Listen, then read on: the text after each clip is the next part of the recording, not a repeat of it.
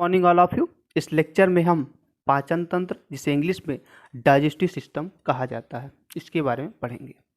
सबसे पहले इसकी परिभाषा देखते हैं कि पाचन तंत्र क्या होता है, यानी कि पाचन क्या होता है। भोजन को भौतिक और रासायनिक विधि द्वारा तोड़ना तथा शरीर की कोशिकाओं द्वारा इसका अवशोषण करके शरीर के सभी भागों तक पहुंचाने की प्रक्रिया को पाचन कहा जाता है। भौतिक विधि का अर्थ होता है कि भौतिक यानी कि फिजिकल विधि, फिजिकल डाइजेशन में हमारे दांत मुख्य भूमिका निभाते हैं। रासायनिक विधि में एंजाइम जो होते हैं इस पर मुख्य भूमिका निभाते हैं, यानी रासायनिक विधि जो होती है वह एंजाइम द्वारा पूर्ण होती है। तो यानी कि it is a breakdown of food into smaller particles, यानी भोजन का तोड़ना छोटे छोटे भागों में। शरीर जो होता है, जब भोजन का पूर्ण पाचन हो जाता है तब कोशिकाएं जो होती हैं इस भोजन को ऐसा न्यूट्रिएंट के रूप में अवशोषित करती हैं और प्रत्येक कोशिका में पहुंचाती हैं ताकि कोशिका अपनी वृद्धि और विकास कर सके। इस प्रकार पाचन की परिभाषा होती है, यानी भोजन को भौतिक और रासायनिक विधि द्वारा तोड़ना और शरीर की कोशिकाओं द्वारा इसका अवशोषण करके शरीर के सभी भागों तक पहुंचाने की प्रक्रिया को पाचन कहा जाता है। यानी कि it is a physical and chemical breakdown of food into smaller particles is called digestion. Digestion की जो शुरुआत होती है, यानी कि जो पाचन तंत्र की शुरुआत होती है वह मुख गुहा में होती है। इससे पहले हम देखते हैं कि पाचन हमारे शरीर में पाचन का मुख्य रोल क्या है। भोजन यहाँ पर लिखा है, हम जानते हैं भोजन से हमें ऊर्जा मिलती है और भोजन में जो होते हैं हमें न्यूट्रिशन मिलता है और न्यूट्रिशन में होते हैं न्यूट्रिएंट्स। न्यूट्रिशन का अर्थ होता है भोजन को ग्रहण करना और उसका उपयोग करना। न्यूट्रिशन यानी कि पोषण कहलाता है। न्यूट्रिशन से हमें मिलते हैं न्यूट्रिएंट्स यानी कि पोषक तत्व। न्यूट्रिएंट्स जैसे कि protein, carbohydrate, vitamins, fat, minerals etcetera.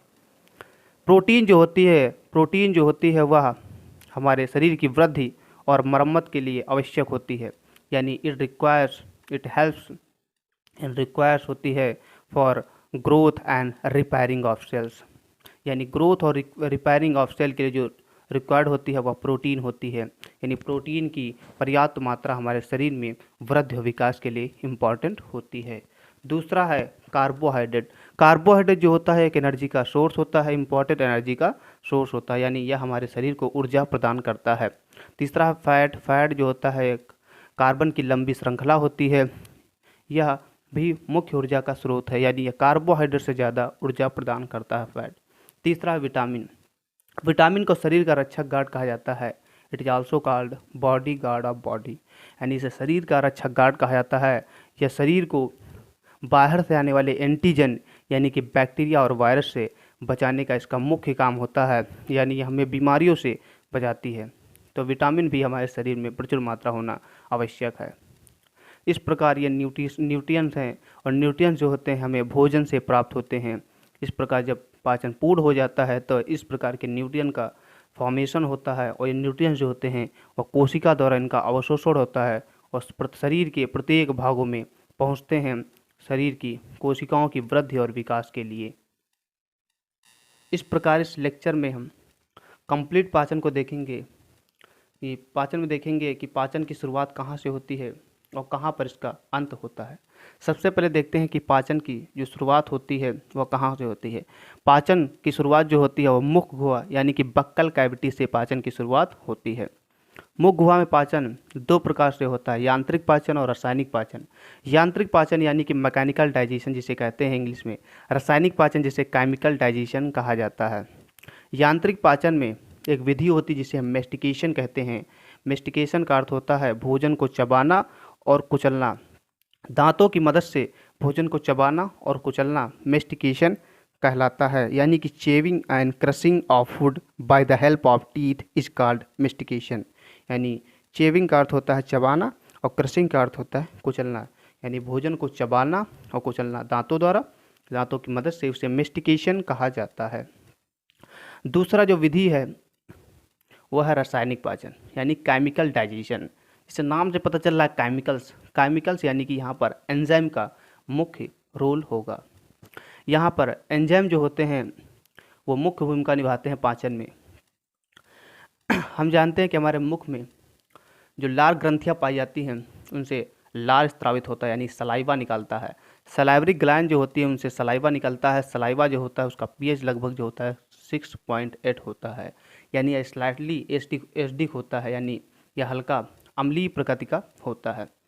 Salivary gland से जो होते हैं कुछ एंजाइम निकलते हैं। एंजाइम मुख्यतः यहाँ पर दो प्रकार होते हैं।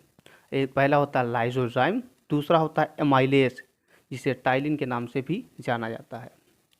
लाइसोसोम जो होता है एक एंटी बैक्टीरियल एंजाइम होता है। एंटी का अर्थ होता है विरोधी, बैक्टीरियल का अर्थ होता है बैक्टीरिया, यानी ये बैक्टीरिया का विरोधी एंजाइम होता है, यानी यह एंजाइम जो होता है वह बैक्टीरिया को मारने का कार्य करता है।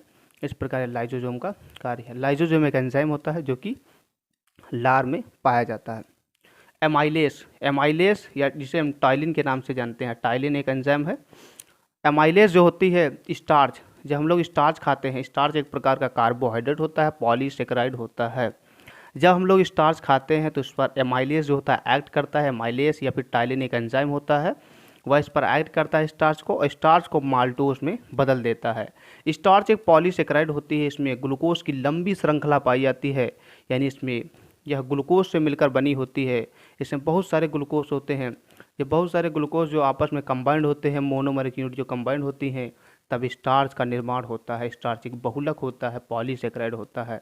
जब स्टार्च का विघटन एमाइलेज एंजाइम द्वारा होता है तब यह स्टार्च जो होती है वह माल्टोज में कन्वर्ट हो जाती है। माल्टोज जो होती है वह ग्लूकोज की 2 यूनिट से मिलकर बनी होती है, यानी माल्टोज में 2 ग्लूकोज पाए जाते हैं। इस प्रकार स्टार्च जो होती है वह माल्टोज पे बदल जाती है। मुख में कार्बोहाइड्रेट का लगभग 30% पाचन हो जाता है। 30% कार्बोहाइड्रेट का जो पाचन होता है वह मुख गुहा यानी बक्कल कैविटी या में होता है। इस प्रकार मुख में जो लार के साथ हमारा भोजन मिल चुका है, और इस प्रकार जब भोजन मिल जाता है तो एक बोलस का फॉर्मेशन होता है। बोलस का अर्थ होता है कि निवाला बन जाता है। ऐसा निवाला बन जाता है जो कि ईसोफेगस में प्रवेश करता है। मुख गुहा से भोजन जो होता है वह ईसोफेगस में जाता है। ईसोफेगस जो होती है वह एक प्रकार की फूड पाइप होती है, नली होती है, जिसके जरिए भोजन जो होता है वह धीरे धीरे कांटेक्ट करके धीरे धीरे आमाशय तक पहुंचता है। यानी ईसोफेगस जो होता है एक प्रकार का फूड पाइप का काम करता है। ईसोफेगस को हिंदी में ग्रास नली कहते हैं, या इसे भोजन की नली भी कह सकते हैं, क्योंकि भोजन जो हो रहा वह ईसोफेगस या ग्रास नली के जरिए आमाशय तक पहुंचता है। हमारा जो भोजन है वह लार में मिक्स होके ग्रास नली के जरिए, ये ग्रास नली एक फूड पाइप होती है जो कि एक नली मुंह से जुड़ी होती है आमाशय तक, उसे हम ग्रास नली कहते हैं, ईसोफेगस कहते हैं। और इसका डाइजेशन में मुख्य रोल नहीं होता है, परंतु यह भोजन को यहाँ से कांटेक्ट करके आमाशय में पहुँचा देती है, जिससे आमाशय में भोजन का पाचन होता है। आमाशय जो होता है, आमाशय को इंग्लिश में स्टोमच कहा जाता है। जो आमाशय का पीएच होता है लगभग 1.8 होता है, यानी कि यह अम्लीय होता है। आमाशय में भोजन जो होता है 4 से 5 घंटे इसमें पड़ा रहता है। आमाशय में जो होती हैं जठर ग्रंथियाँ होती हैं, यानी गैस्ट्रिक ग्लैंड होती हैं, और गैस्ट्रिक ग्लैंड से क्या निकलता है, गैस्ट्रिक जूसेस निकलते हैं, यानी जठर रस जो होता है स्रावित होता है आमाशय से निकलता है। जठर रस में जो होते हैं, आमाशय में जो होता है HCl पाया जाता है और एंजाइम पाए जाते हैं। HCl जो होता है उसे हाइड्रोक्लोरिक एसिड कहा जाता है। हाइड्रोक्लोरिक एसिड जो होता है वह एंटी बैक्टीरियल होता है, यानी कि यह बैक्टीरिया को नष्ट करने का मुख्य काम करता है। हमारे भोजन के साथ जो बैक्टीरिया यानी कि एंटीजन बॉडी के अंदर जो प्रवेश कर जाते हैं या आमाशय में जो प्रवेश कर जाते हैं वह हमारे बॉडी को हानि पहुंचा सकते हैं। इसीलिए HCl जो होता है वह एंटी बैक्टीरियल होता है और वह भोजन से जीवाणुओं को नष्ट करने का कार्य करता है। दूसरा एंजाइम देखते हैं। मुख्यतः आमाशय में 3 प्रकार के एंजाइम स्रावित होते हैं। सबसे पहला होता है पेप्सिन, दूसरा होता है लाइपेज, तीसरा होता है रेनिन। पेप्सिन जो होता है वह प्रोटीन का पाचन करने वाला एंजाइम होता है। दूसरा लाइपेज है। लाइपेज जो होता है वसा यानी फैट का पाचन करने वाला एंजाइम है। और रेनिन भी क्या करता है, प्रोटीन का पाचन करता है। दूध में एक प्रोटीन पाई जाती है जिसका नाम है केसिन। केसिन प्रोटीन जो होती है वह दूध में पाई जाती है। उसको पचाने के लिए एंजाइम जो मुख्य भूमिका निभाता है वह है रेनिन। रेनिन एंजाइम जो होती है वह दूध में जो प्रोटीन पाई जाती है केसिन उसका पाचन करता है। इस प्रकार आमाशय में जो होता है मुख्यतः प्रोटीन और फैट यानी वसा का पाचन होता है। इस प्रकार हमारा भोजन जो है ग्रास नली से आमाशय में प्रवेश कर चुका है। आमाशय से इसके बाद जो हमारा भोजन है वह डायरेक्ट अमाशय से डायरेक्ट कहाँ जाएगा, स्मॉल इंटेस्टाइन में जाएगा। स्मॉल इंटेस्टाइन में ये भोजन जो होता है हमारा प्रवेश कर जाता है, यानी कि छोटी आंत में भोजन जाता है। ये बीच में जो दिखाई पड़ रही है छोटी आंत है, जो ब्लू कलर से दिखाई पड़ रही है ये छोटी आंत है। तो भोजन जो होता है वह छोटी आंत में प्रवेश करता है, और छोटी आंत से जो होता है वह अग्नाशय की ग्लैंड जो होती है इसमें जुड़ी होती है छोटी आंत से, यानी पेनक्रियास की। और इसके अलावा जो होती है वह यकृत जो बाइल जूस रिलीज करता है, वह जो बाइल जूस रिलीज करता है, यकृत से जो बाइल जूस निकलता है वह एक नली के जरिए क्या होता है, छोटी आंत में जाता है। इस प्रकार अग्नाशय का अग्नाशय रस यानी कि पेनक्रियाटिक जूस, और लीवर का जो पित्तरस होता है यानी बाइल जूस जो होता है वह छोटी आंत में प्रवेश करता है, और भोजन का पूर्ण पाचन जो होता है वह छोटी आंत में होता है। जैसे कि यहाँ पर अमाशय में दिखाया गया कि प्रोटीन का जो पाचन करता है पेप्सिन, पेप्सिन जो होता है प्रोटीन को पेप्टाइड में बदल देता है। और वसा यानी फैट को, वसा जो होती है वह ट्राइग्लिसराइड से मिलकर बनी होती है, या कार्बन की लंबी श्रृंखला होती है। वसा का जो पाचन करने वाला एंजाइम होता है वह लाइपेज होता है, और वसा को लाइपेज जो होता है डाइग्लिसराइड में बदल देता है प्लस फैटी एसिड में बदल देता है। केसिन जो होती है वह दूध में प्रोटीन पाई जाती है, और रेनिन एंजाइम जो होता है केसिन को पैरा केसिन में बदल देता है, और पैरा केसिन को पेप्सिन जो एंजाइम होता है जो कि प्रोटीन का पाचन करता है वह पैरा केसिन को पेप्टाइड में बदल देता है। इस प्रकार अमाशय में जो होता है मुख्यतः फैट यानी कि वसा और प्रोटीन का पाचन होता है। इस प्रकार हमारा भोजन जो है छोटी आंत में जा चुका है, और इसमें जो मुख्य भूमिका निभाएंगे वह लीवर निभाएगा और अग्नाशय। लीवर जो होता है वह लीवर जो होता है पित्तरस का सिक्रीशन करता है, यानी कि स्त्रावण करता है। पित्तरस जो होता है यानी कि बाइल जूस का सिक्रीशन करता है। ये जो बाइल जूस होता है वह छोटी आंत में प्रवेश करता है और पाचन में मुख्य भूमिका निभाता है। लीवर जो होता है, लीवर के बहुत सारे फंक्शन हैं। यह ग्लूकोज को अपने अंदर स्टोर करके रखता है ग्लाइकोजन के रूप में, यानी ये कार्बोहाइड्रेट को स्टोर करने का कार्य करता है। और इसका मुख्य काम होता है डिटॉक्सिफिकेशन ऑफ वेस्ट मटेरियल, यानी विषहरण पदार्थों को शरीर से बाहर निकालने का जो कार्य होता है वह लीवर का होता है। लीवर के अंदर यूरिया साइकिल चलती है। NH2CHRCOOH या अमीनो एसिड का फॉर्मूला होता है। इसमें NH2 जो ग्रुप होता है वह NH3 में टूट जाता है। NH3 यानी अमोनिया, अमोनिया एक जहरीला पदार्थ होता है। अमोनिया को यूरिया में बदलने का कार्य लीवर में ही होता है। अमोनिया जो होती है वह लीवर में यूरिया में बदल जाती है, यानी NH2CO NH2 में बदल जाती है। और इस प्रकार ये जो यूरिया होती है वह किडनी के जरिए यानी कि उत्सर्जन यानी एक्सक्रीशन की प्रक्रिया द्वारा शरीर से बाहर निकल जाता है। इस प्रकार वेस्ट मटेरियल को बाहर निकालने का कार्य जो होता है, पॉइजनस या डिटॉक्सिफाई पदार्थ को जो बाहर निकालने का काम होता है, विषहर पदार्थों को बाहर निकालने का काम लीवर का होता है। तो लीवर के अंदर जो CHRCOOH यहाँ पर बना है, इससे नए ग्लूकोज का फॉर्मेशन भी होता है। तो यानी यहाँ पर नए ग्लूकोज का निर्माण भी लीवर के अंदर होता है। इसके अलावा यूरिया साइकिल भी इसके अंदर चलती है। इस प्रकार विषहरण पदार्थों को शरीर से बाहर निकालने का कार्य लीवर का ही होता है। तो लीवर से पित्तरस जो है वह छोटी आंत में जाता है, और छोटी आंत में पाचन में मुख्य भूमिका निभाता है। इस प्रकार चौथा जो अंग है हमारा अग्नाशय है। अग्नाशय को इंग्लिश में पेनक्रियास कहा जाता है, जैसे कि यहाँ पर स्ट्रक्चर में दिखाया गया है। अग्नाशय, ये अग्नाशय है। अग्नाशय से मुख्यतः जो होते हैं वह अग्नाशय रस निकलता है, यानी पेनक्रियाटिक जूस निकलता है। और अग्नाशय से मुख्यतः जो होते हैं 3 प्रकार के एंजाइम यहाँ पर निकलते हैं। सबसे पहला ट्रिप्सिन है, एमाइलेस है, लाइपेस है। ट्रिप्सिन जो होता है प्रोटीन के पूर्ण पाचन में मुख्य भूमिका निभाता है। ये तीनों एंजाइम जो होते हैं जो अग्नाशय से निकले हैं वह छोटी आंत में एक्ट करेंगे, यानी भोजन के पूर्ण पाचन में मदद करते हैं। तीनों एंजाइम सीक्रेट है। कौन कौन सा है? ट्रिप्सिन है, एमाइलेस है, लाइपेस है, जैसे कि यहाँ पर दिखाया गया है। ट्रिप्सिन है, एमाइलेस है, लाइपेस है। ट्रिप्सिन जो होता है वह प्रोटीन के पूर्ण पाचन में मुख्य भूमिका निभाता है। अमाइलेस जो होता है कार्बोहाइड्रेट के पूर्ण पाचन में मुख्य भूमिका निभाता है। लाइपेस जो होता है वसा के पूर्ण पाचन में मुख्य भूमिका निभाता है। इसके अलावा इम्पॉर्टेंट पॉइंट है, अग्नाशय यानी पेनक्रियास में 2 प्रकार की कोशिकाएं यानी सेल्स पाई जाती हैं, अल्फा और बीटा सेल्स पाई जाती हैं। बीटा सेल से एक हार्मोन से या फिर एंजाइम निकलता है जिसे इंसुलिन कहा जाता है। इंसुलिन जो होता है वह हमारे ब्लड में जो शुगर का लेवल होता है जो शुगर का लेवल होता है उसको कंट्रोल करने में मुख्य भूमिका निभाता है। यानी डायबिटीज़ को कंट्रोल करने वाला जो हार्मोन्स होता है वह इंसुलिन होता है। इंसुलिन शुगर के लेवल को हमारे ब्लड में बना रखता है। इस प्रकार इंसुलिन जो होता है वह अग्नाशय से सिक्रीट होता है। इस प्रकार तीनों जो एंजाइम निकले हैं अग्नाशय से वह छोटी आंत में प्रवेश करते हैं और लीवर से जो पितरस निकला यानी पाइल जूस निकला है वह छोटी आंत में प्रवेश करता है। यानी छोटी आंत में पूर्ण पाचन होता है। पूर्ण पाचन का अर्थ होता है कि सभी जो बहुलक होते हैं, सभी जो बहुलक यानी कि प्रोटीन जो होती है वह अपने एकलक में टूट जाती है, यानी मोनोमरिक यूनिट में टूट जाती है। प्रोटीन की जो इकाई होती है सबसे छोटी वह अमीनो अम्ल होती है। इस प्रकार प्रोटीन का जब पूर्ण पाचन होता है तो अमीनो अम्ल का निर्माण होता है, या अमीनो अम्ल जो होता है वह कोशिकाओं की वृद्धि और कोशिकाओं की रिपेयरिंग के लिए मुख्य भूमिका निभाता है। और it helps in repairing and growth of cell, या कोशिकाओं की मरम्मत और कोशिकाओं की वृद्धि के लिए मुख्य भूमिका निभाता है। दूसरा, कार्बोहाइड्रेट का यहाँ पर पूर्ण पाचन होता है। माल्टोस, सुक्रोस और लैक्टोस जो होते हैं वह डाइसेकेराइड होते हैं। ये तीनों ही कार्बोहाइड्रेट होते हैं और कार्बोहाइड्रेट में डाइसेकेराइड होते हैं। डाइसेकेराइड का अर्थ होता है यह दो यूनिट से मिलकर बने होते हैं। माल्टोस जो होता है माल्टेस एंजाइम की मदद से टूटता है तो ग्लूकोज प्लस ग्लूकोज का निर्माण होता है। क्योंकि सभी डाइसेकेराइड हैं तो दो यूनिट में टूट जाते हैं, यानी दो ग्लूकोज का यहाँ पर निर्माण होता है। तो माल्टोस को तोड़ने वाला एंजाइम होता है माल्टेस। इस प्रकार ग्लूकोज प्लस ग्लूकोज का फॉर्मेशन यहाँ पर होता है।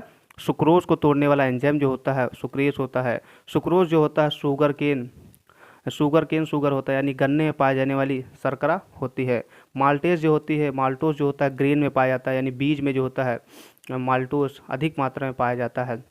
सुक्रोज जो होता है सुक्रेस एंजाइम की मदद से ग्लूकोज प्लस फ्रक्टोज में टूट जाता है। और लैक्टोज जो कि मिल्क शुगर होती है, यानी दूध में पाई जाने वाली जो शर्करा है लैक्टोज है। लैक्टोज जो होती है लैक्टेस एंजाइम की मदद से ग्लूकोज प्लस गैलेक्टोज में टूट जाती है। और तीसरा जो पाचन होता है लिपिड का होता है। लिपिड ट्राइग्लिसराइड होता है। ट्राइग्लिसराइड जो होती है वह मोनोग्लिसराइड में टूट जाती है, यानी कि ग्लाइसरॉल में टूट जाती है, प्लस वसा अम्ल में टूट जाती है। इस प्रकार प्रोटीन, कार्बोहाइड्रेट और वसा का जो पूर्ण पाचन समाप्त होता है वह छोटी आंत में होता है। इस प्रकार छोटी आंत में फिंगर लाइक संरचना पाई जाती हैं जिन्हें विली कहा जाता है। विली की मदद से जो